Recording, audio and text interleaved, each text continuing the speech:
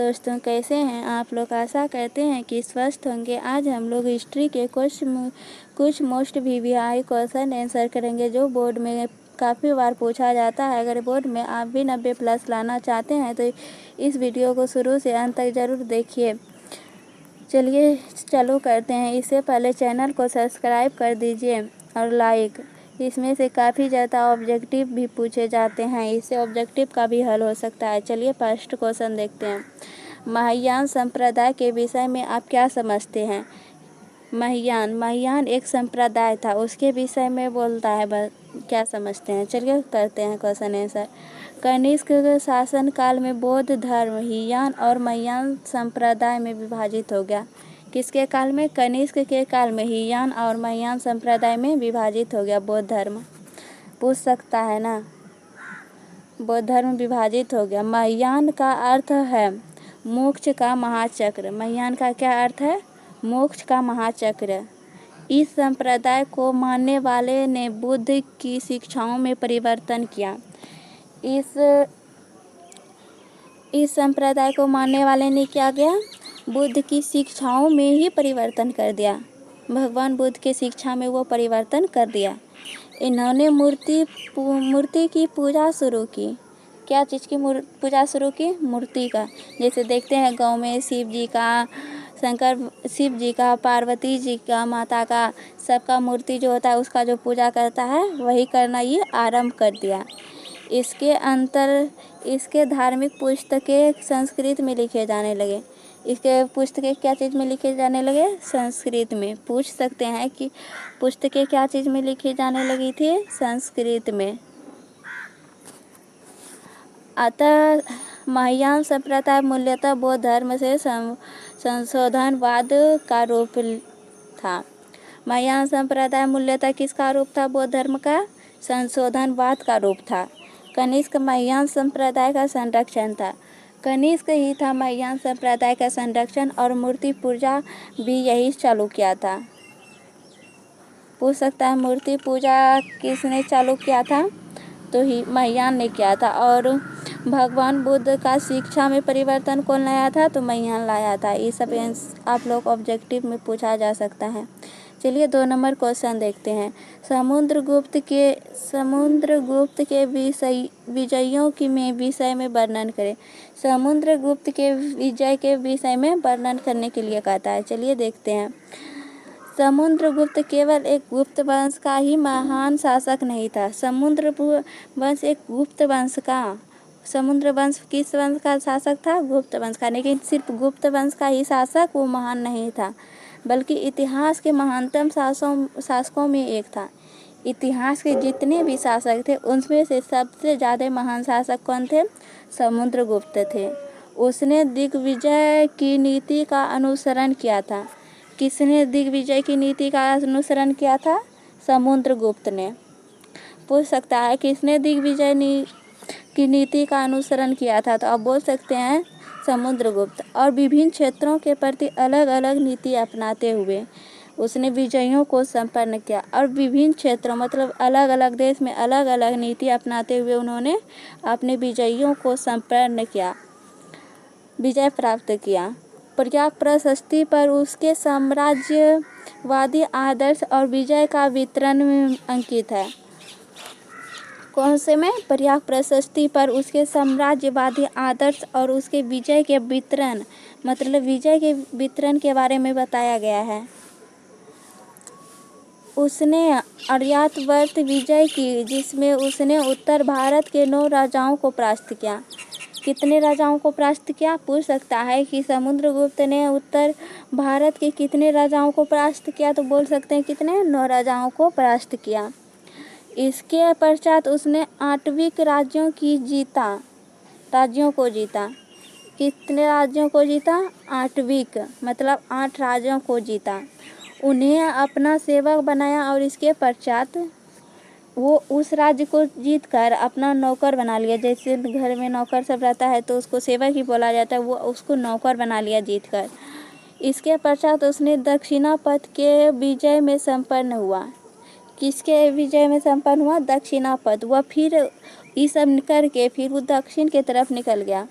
जहाँ वो वहाँ भी विजय प्राप्त कर लिया। दक्षिण के राजाओं को जीतकर उन्हें अपना करद राज्य बनाया। दक्षिण के राजाओं को भी उसने समुद्रगुप्त ने जीत लिया और उसको अपना नौकर की तरह बना लिया, करद राज्य बना लिया, जो कि एक सामरिक सृष्टि से एक सार्थक कदम कहा जा सकता है। सामरिक सृष्टि का मतलब होता है सृष्टि से एक सार्थक कदम, मतलब एक मजबूत कदम कहा जा सकता है, जिसके विजय अभियान को लेकर समुद्र को भारत का नेपोलियन कहा जाता है। जिसके विजय अभियान को लेकर समुद्रगुप्त को नेपोलियन भी कहा जाता है। चलिए 3 नंबर क्वेश्चन देखते हैं। मौर्यों के नगर प्रशासन के विषय में संक्षिप्त में विवरण दे। चंद्रगुप्त मौर्य के समय में नगर प्रशासन की भी उत्तम व्यवस्था थी। चंद्रगुप्त मौर्य के समय में नगर प्रशासन का एकदम से बहुत ही सुंदर व्यवस्था था। अर्थशास्त्र एवं इंडिका दोनों में ही इसका उल्लेख मिलता है। पुस्तक होता है अर्थशास्त्र और इंडिका, दोनों पुस्तक में पढ़िएगा तो इसका उल्लेख मिलता है चंद्रगुप्त मौर्य का। मेगास्थनीज ने पाटलिपुत्र के संबंध में करने वाले एक बोर्ड का उल्लेख किया। मेगास्थनीज ने पाटलिपुत्र के प्रबंध में करने वाले एक क्या चीज़ का उल्लेख किया? बोर्ड का एक उल्लेख किया, जिसमें 6 स्मृतियाँ, कितने स्मृतियाँ हैं पूछा जा सकता है। पाटलिपुत्र जिसमें 6 स्मृतियाँ थी, सॉरी 2 बार लिखा गया। प्रत्येक में 5 सदस्य 6, जैसे एक घर में 6 लोग रहते हैं, उसका 5 सदस्य होते थे। जैसे मान सकते हैं कि कोई चीज़ 6 है तो उसमें 5 सदस्य अलग थे। 6 स्मृतियाँ मतलब 6 गो ग्रुप था, उसमें जैसे 5-5 सदस्य थे। इस प्रकार में कुल 30 सदस्य होते थे। कितने सदस्य होते थे? 30 सदस्य। ये स्मृतियाँ थी। क्या थी ये स्मृतियाँ? शिल्पकला स्मृति, वैदिक स्मृति, जनसंख्या स्मृति, वाणिज्य व्यवस्था स्मृति, वस्तु निरीक्षण स्मृति एवं कर स्मृति और अनेक स्मृतियाँ थी जो उतना बता नहीं पाएंगे इत्यादि। कार्बन 14 विधि से आप क्या समझते हैं? कार्बन 14 विधि उसको कहते हैं जो वैज्ञानिक द्वारा निर्मित हो, जो वैज्ञानिक के द्वारा बताया गया हो। देखिए यहाँ लिखा है, तिथि निर्धारण की वैज्ञानिक विधि को कार्बन 14 के नाम से जाना जाता है। तिथि को जो निर्धारित करता है उसे वैज्ञानिक विधि को कार्बन 14 के नाम से जाना जाता है। वस्तुतः जो भी वस्तु जीवित रहता है इसमें कार्बन 12 की मात्रा एवं कार्बन 14 की मात्रा समान पाया जाता है। जो भी वस्तु, जैसे हम लोग भी जीवित हैं तो हमें भी कार्बन 12 और कार्बन 14 का मात्रा क्या पाया जाएगा? समान पाया जाएगा। मृत्यु की अवस्था में या विनाश की अवस्था में कार्बन 14 तो कार्बन 12 स्थिर रहता है। कार्बन 12 ना तो घटता है ना ही बढ़ता है, वो जैसा रहता है वैसा ही रहता है। मगर कार्बन 14 निरंतर क्षय होने लगता है। कार्बन 14 क्या होने लगता है? निरंतर क्षय होने लगता है। कार्बन के अर्धवायु काल में, कार्बन के कितने काल में? अर्धवायु काल में 55, 68 प्लस माइनस 30 वर्ष होता था। 55, 68 प्लस माइनस कितने वर्ष होता था? 30 वर्ष होता था। अर्थात इतने वर्षों में इस पदार्थ में कार्बन 14 की मात्रा आधी हो जाती थी। इतना ज़्यादा वर्षों में उस पदार्थ में जो कार्बन की मात्रा होती थी वो आधी हो जाती थी। इसी प्रकार से वस्तु कितना पुराना है हम जान सकते हैं। इसी प्रकार वस्तु के काल की गणना की जाती थी। क्या की जाती थी? वस्तु के काल की गणना की, वो कितना पुराना है जान सकते थे। इसी तरह जिस पदार्थ में कार्बन 14 की मात्रा जितनी कम होती थी वह वस्तु उतना ही पुराना होता था। जिस वस्तु में प्राचीन कार्बन 14 की मात्रा जितनी कम होती थी क्या होता था? उतना ही पुराना होता था। वह उतना ही प्राचीनतम माना जाता था। देखिए यहाँ भी लिखा हुआ उतना ही प्राचीनतम माना जाता है। इस प्रकार पूर्व में हुई सभ्यता का तिथि का निर्धारण किया जाता था। इस प्रकार क्या हुआ? इस प्रकार पूर्व में जो हुआ था सभ्यता, उसके तिथि का निर्धारण किया जाता है, उसके समय का पता लगाया जाता है। चलिए 5 नंबर क्वेश्चन देखते हैं। अस्थायी बंदोबस्त के 3 दोषों को लिखें। अस्थायी बंदोबस्त के दोषों को लिखने के लिए बोलता है 3 दोषों को। पहले चलिए इसको देखते हैं। लौट करने वाले इसने बंगाल और बिहार और उड़ीसा में अस्थायी बंदोबस्त लागू किया था। अस्थायी बंदोबस्त कौन लागू किया गया था? लॉर्ड कर्नवालिस ने। पूछ सकता है ऑब्जेक्टिव में अस्थायी बंदोबस्त कौन लागू किया गया था, तो आप बोल सकते हैं लॉर्ड कर्नवालिस ने लागू किया था। और कहाँ के यहाँ लागू किया गया था? बंगाल, बिहार और उड़ीसा में अस्थायी बंदोबस्त लागू किया गया था, जिसमें ज़मीन का मालिकाना हक जमींदारों को दिया जाता था। जिसमें जिसका ज़मीन होता था वो उसी को हक दिया जाता था कि वो बेच सकते हैं या रख सकते हैं। अस्थायी बंदोबस्त के दोष देखिए क्या क्या हैं। पहला दोष देखिए, इस व्यवस्था का सर्वाधिक नुकसान कृषकों को हुआ था। लिखने से पहले ये जरूर लिख दीजिएगा, अस्थायी बंदोबस्त के 3 दोष निम्नलिखित हैं। इससे काफ़ी अच्छा लगता है देखने में और बोर्ड एग्जाम में ज़्यादा नंबर भी मिल सकता है। चलिए फर्स्ट को देखते हैं। अस्थायी बंदोबस्त में सर्वाधिक नुकसान कृषकों को हुआ था। अस्थायी बंदोबस्त में सबसे ज़्यादा नुकसान किसका हुआ था? जमींदार का हुआ था, जिसके हितों की व्यवस्था में पूर्णतः उपेक्षा कर दी। जिसके हित की इस व्यवस्था में पूर्णतः उपेक्षा कर दी और उसे पूरी तरह जमींदारों को दया पर छोड़ दिया। वह उसे एकदम से छोड़ दिया कि जमींदार कैसे भी करे, रखे कैसे भी, उसमें हो कुछ हो या ना हो, वो छोड़ दिया जमींदारों पर।